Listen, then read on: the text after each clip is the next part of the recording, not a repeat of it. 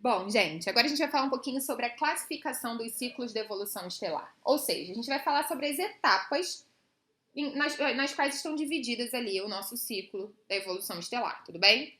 Então são 4 etapas. A primeira etapa é o que a gente chama de protoestrela. A gente viu que para formar uma estrela, a gente precisa de uma nebulosa, que nessa nebulosa, que a gente chama de berçário estelar, eu tenho ali o meio interestelar, eu tenho a matéria-prima, que é necessária para a formação da estrela. Essa nebulosa, ela vai se compactando, né? Eu vou juntando ali na região central gás e poeira, até que colapse e eu forme a minha estrela. Então, a formação estelar, ela vai iniciar mais precisamente quando as regiões mais densas dessa nuvem, dessa nebulosa, ela se colapsar sobre a ação da própria gravidade. Então, o que acontece? Essas regiões mais densas, elas geralmente estão no interior da nuvem, no centro da nuvem, e são mais densas que a parte mais externa. Então, elas vão colapsar primeiro, e com isso elas vão fragmentar. Então, tá aqui, a gente tem a nossa nuvem de gás e poeira, que está se comprimindo ali, né? Está se contraindo por conta da ação da gravidade, da força gravitacional.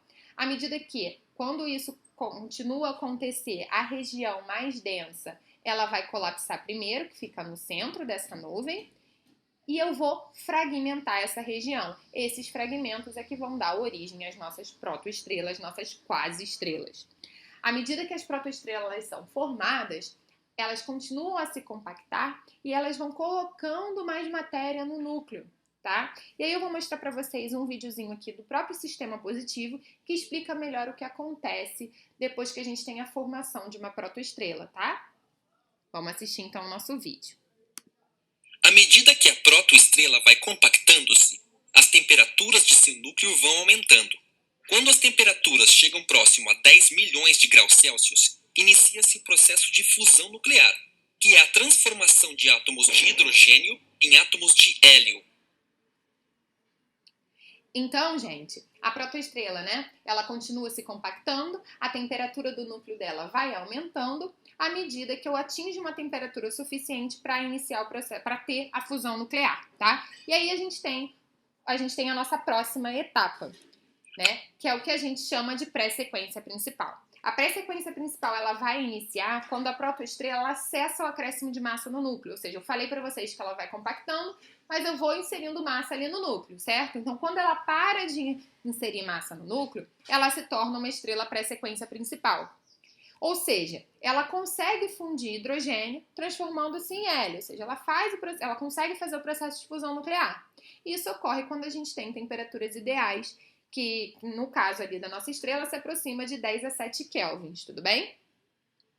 Quando a gente tem a primeira fusão de hidrogênio, né, em hélio, quando a gente tem a primeira fusão nuclear, eu gero uma quantidade de energia, uma grande quantidade de energia, como a gente já conversou, e isso gera uma pressão dentro da estrela. E a partir desse ponto, a estrela para de se contrair.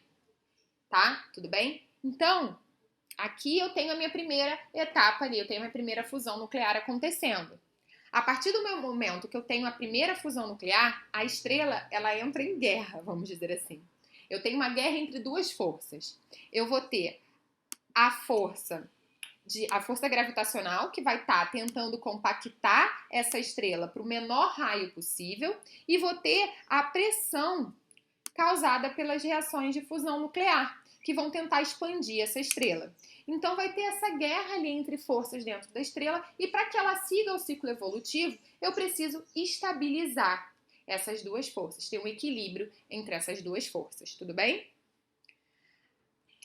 A partir do momento que eu inicio a minha sequência de reações da fusão nuclear, né, que eu continuo ali a juntar átomos de hélio para tornar eles, a juntar átomos de hidrogênio formando átomos de hélio, eu digo que eu estou na minha sequência principal. Porque eu já começo a gastar a reserva de combustível da estrela, que é o hidrogênio que está ali no núcleo. Então eu vou fazendo a minha fusão nuclear, vou continuando ali, juntando átomos de hidrogênio para virar hélio, vou gastando esse hidrogênio, então eu digo que eu estou na sequência principal da estrela. E a estrela ela passa a maior parte da vida nessa sequência principal, tá? E o tipo de estrela e a duração da sua vida vão depender da sua massa. Por que eu digo isso? Quanto mais massa a estrela tiver, mais rápido ela vai começar o processo de fusão de hidrogênio. Então, mais rápido ela vai começar a gastar o combustível que ela tem ali no núcleo, que é o próprio hidrogênio. Tudo bem? Vamos olhar um exemplo. Por exemplo, uma estrela com 15 vezes a massa do Sol, ela começa a fusão nuclear de hidrogênio em hélio 1 milhão de anos depois que ela virou uma protoestrela, tá? Já uma estrela que tem 5 vezes mais massa que o Sol, ou seja, ela é menor em relação à que a gente usou no exemplo anterior, ela começa a fusão algumas dezenas de milhões de anos depois que ela virou uma protoestrela. Ou seja, ela demora mais a começar a gastar o hidrogênio que ela tem ali no núcleo, a gastar esse combustível. Então, ela tem uma vida mais longa. Tudo bem? Bom, aqui eu tenho um videozinho que explica um pouquinho melhor isso que eu acabei de falar para vocês, um vídeo também do sistema positivo, que vai consolidar essa questão do que a gente falou em relação ao tempo de vida de uma estrela e os estágios que ela passa e a relação que isso tem com a massa dessa estrela, tudo bem? Então vamos assistir? O tempo de vida de uma estrela e os diferentes estágios pelos quais ela vai passar dependem da sua massa. Quanto maior a massa de uma estrela, menos tempo de vida ela tem, pois, para manter o equilíbrio entre a força gravitacional e a força da fusão interna, ela gasta muito mais combustível, que nesse caso é o hidrogênio. Certo, gente? Então foi o que eu falei para vocês. Se eu tenho uma estrela de massa maior, eu vou iniciar o processo de fusão nuclear mais rápido, então eu vou gastar mais hidrogênio, e aí sempre na tentativa de manter esse equilíbrio entre a força gravitacional e a pressão que eu tenho ali das reações de fusão nuclear, tudo bem?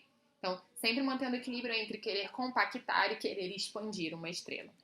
Beleza, gente? Por fim, a gente tem o que a gente chama de estágio final, que é a nossa última e quarta etapa do ciclo evolutivo de uma estrela. O estágio final de uma estrela também vai depender da massa que ela tem, tudo bem? Elas basicamente podem se transformar em anãs brancas, estrelas de nêutron ou buracos negros. Tá vendo? Então a gente tem toda aquela sequência que a gente mostrou, a gente tem a protoestrela, da protoestrela a gente tem a pré-sequência principal, em seguida a gente tem a sequência principal e por último os estágios finais, nos quais as estrelas podem se transformar em anãs brancas, estrelas de nêutrons ou buracos negros. Bom, gente, então só para a gente definir quais são as possibilidades, né, que uma estrela pode se tornar no seu estágio final. Então a gente tem aqui a anã branca. A anã branca é dada a um tipo de estrela que é muito menor que as estrelas comuns e que tem um brilho pequeno comparado a essas demais estrelas, tá? Brilho mais opaco, vamos dizer assim. E ela representa um dos estágios, né, como a gente falou, após a morte de uma estrela, após a estrela ter gastado todo o hidrogênio que ela tem ali na sua reserva, ali no seu núcleo, vamos dizer assim. Bom, a gente tem também as estrelas de nêutron. As estrelas de nêutron também são um estágio da vida das estrelas, só que aí a gente tem... Ela é um estágio da vida de estrelas muito grandes, né? Que depois de consumir todo o hidrogênio que tem ali no núcleo, elas explodem em uma supernova. A supernova é como se fosse uma explosão dessa estrela, tá? E, a partir disso, ela pode virar um corpo celeste que é extremamente denso e compacto, onde não tem mais átomos, mas sim um aglomerado de nêutrons. Por isso o nome estrelas de nêutrons, tudo bem?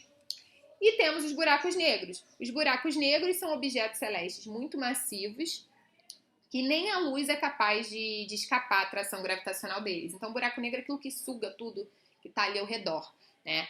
Então, é uma das possibilidades também para o estágio final de uma estrela. Tudo bem? Isso tudo vai depender da massa dessa estrela. Tranquilo, gente? Deu para entender? Então, vamos lá.